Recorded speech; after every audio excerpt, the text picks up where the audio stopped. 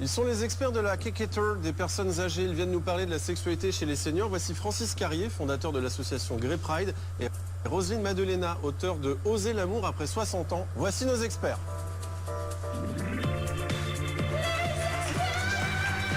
Bonjour Francis.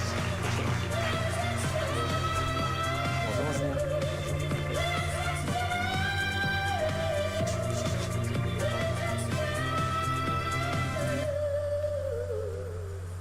Waouh. Ouais. On a décidé de consacrer une émission sur la sexualité des seniors, mais la première question, qui peut paraître un peu bête, mais à partir de quel âge on devient un senior? C'est un sujet délicat parce qu'on fait finalement dans l'entreprise, vous êtes déjà senior entre 45 et 50 ans. Vous avez la carte senior SNCF à 65 ans et vous partez en retraite en général vers 62 ans. Donc c'est assez large. D'accord. Roselyne, comme les vieux d'aujourd'hui sont des baby-boomers, est-ce que ça se ressent au niveau de la sexualité? Moi j'ai toujours pensé qu'il y avait deux catégories.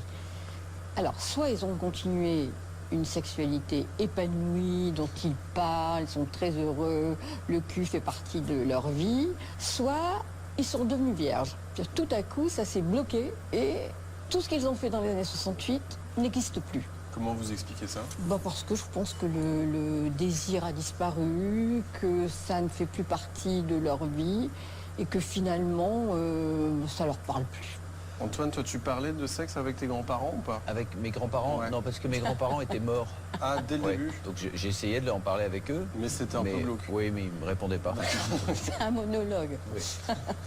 Francis, vous avez créé l'association Grey Pride qui lutte contre l'isolement des personnes LGBT seniors. Vous abordez aussi le thème de la sexualité, j'imagine, avec elle? C'est évident, c'est-à-dire que le problème des lesbiennes, des gays, des bi, des trans, c'est qu'ils ont la fâcheuse tendance à revenir dans le placard en devenant vieux et donc redevenir totalement invisibles. Il y a une pratique sexuelle qui est tellement normée, des représentations qui sont tellement identiques, ce qui est vrai aussi dans le monde hétérosexuel d'ailleurs, hein. Mais les corps parfaits qu'on nous impose à longueur de journée font que lorsqu'on commence à vieillir et qu'on constate qu'on plaît un peu moins, eh bien on a la tendance à se retirer. Mais le danger de revenir dans le placard, c'est que on est obligé aussi de gommer toute son histoire. Parce qu'il n'y a pas que du cul dans la vie, il y a aussi les rencontres, les mariages, voilà. C'est toute une histoire, notre sexualité. Ouais. Et ne plus pouvoir parler de sa sexualité, c'est être obligé de se taire sur toute sa vie. Et c'est ça qui est dramatique. Qu'est-ce qui vous a poussé à créer cette association?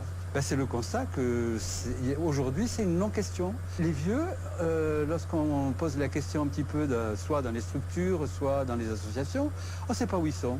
Il faut quand même considérer qu'il y a aujourd'hui 13 millions de retraités, ça veut dire au bas mot autour de 800 000 seniors LGBT.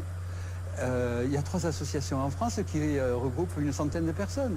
Alors que quand on voit aux États-Unis, au Canada, en Allemagne, il y a tout un tas de choses qui se font pour accueillir les personnes âgées LGBT et avoir un regard bienveillant sur leur histoire et sur leur vie, de façon à pouvoir donc vieillir en ayant la possibilité de raconter qui on est.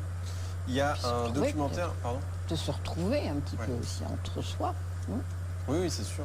Il y a un documentaire qui s'appelle Sex and the Silver Gaze qui s'intéresse à des orgies organisées pour et par des personnes gays à New York. Alors ça, c'est assez extraordinaire, c'est jubilatoire.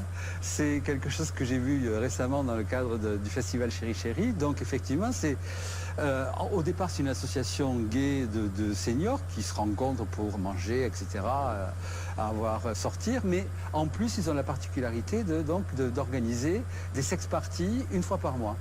Alors ça se faisait dans un des appartements de l'un d'eux qui est mort entre-temps, mais la moyenne d'âge c'est entre 70 et 100 ans, donc c'est des gens qui ont la capacité de montrer leur corps, de montrer leur désir, d'en parler. Alors je dis pas que le salut passe par la partouze et lorsqu'on est vieux, mais en tout cas ça fait du bien de voir des gens décomplexés, de pouvoir parler sereinement et sans crainte d'être discriminés de leur désir et de leur corps. Parce qu'on sera tous vieux un jour ou l'autre. C'est une relibération du corps. Ah oui. On n'est peut-être pas obligé de passer par la partouze. Non, non, bien sûr. Mais en tout cas, essayez déjà de d'accepter son corps, chacun pour soi, déjà de façon individuelle, ça serait déjà pas mal. Est-ce que vous le sentez aussi au niveau hétéro? Est-ce D'accepter que- mon corps? Non, je veux dire, au niveau hétéro, est-ce qu'il y a aussi des assos qui créent comme ça, des espèces de sex clubs? Il y a des ateliers caresses, C'est super. c'est super. Mais d'ailleurs, en France profonde, moi, ça m'est arrivé d'habiter la province un moment, j'ai vu que au niveau du sexe, ça fonctionnait vachement. C'est-à-dire qu'il y a vraiment des clubs échangistes, il y a vraiment des... J'avais connu une vendeuse qui, en petite réunion, vendait ses sextoys. Elle explosait le salaire de tout le monde, d'ailleurs. Enfin, c'était assez étonnant. Parlons des maisons de retraite. Est-ce qu'en maison de retraite, il y a aussi énormément de sexualité? Il y a de la sexualité dans la tête. Ce que je sais, c'est que généralement, les maisons de retraite refusent que les résidents aient une sexualité. Alors, ça dépend un petit peu, c'est vrai, de l'histoire de chacun, ça dépend de la forme physique, mais on sait aussi que les Alzheimer et autres ont une sexualité très, très, très, très développée et que ça pose un problème, et que c'est pour ça aussi que les directeurs ou les directrices de maisons de retraite refusent les échanges. Mais il y a des histoires d'amour dans les maisons de retraite. Forcément. C'est pas quelque chose de naturel. Je trouve que les maisons de retraite ne sont absolument pas actuelles, ne sont pas à la mesure justement des baby-boomers, de tout ce qui va arriver dans quelques années. Qu'est-ce qu'il faudrait changer? Déjà les esprits. Il y a des codes. En fait, dans les maisons de retraite, il n'y a pas de clé. Les infirmières ou les maisons les filles de salle rentrent chez vous comme dans n'importe quel service. Enfin, il n'y a pas de respect du résident. De l'intimité. Ne serait-ce que cela. Ne serait-ce que cela. Dites-moi, est-ce qu'il y a quand même des personnes âgées qui s'éclatent? Là, je parle vraiment des maisons de retraite, hein, très âgées. Est-ce qu'il y a quand même des personnes âgées qui s'éclatent sexuellement et qui se sentent plus libres? Ce qui est certain, pour moi, c'est qu'on a envie d'être caressé et de caresser jusqu'au dernier jour de sa vie. Et pour moi, ça, c'est de la sexualité. Merci beaucoup Rosine, merci beaucoup Francis. C'était un vrai plaisir d'échanger avec vous.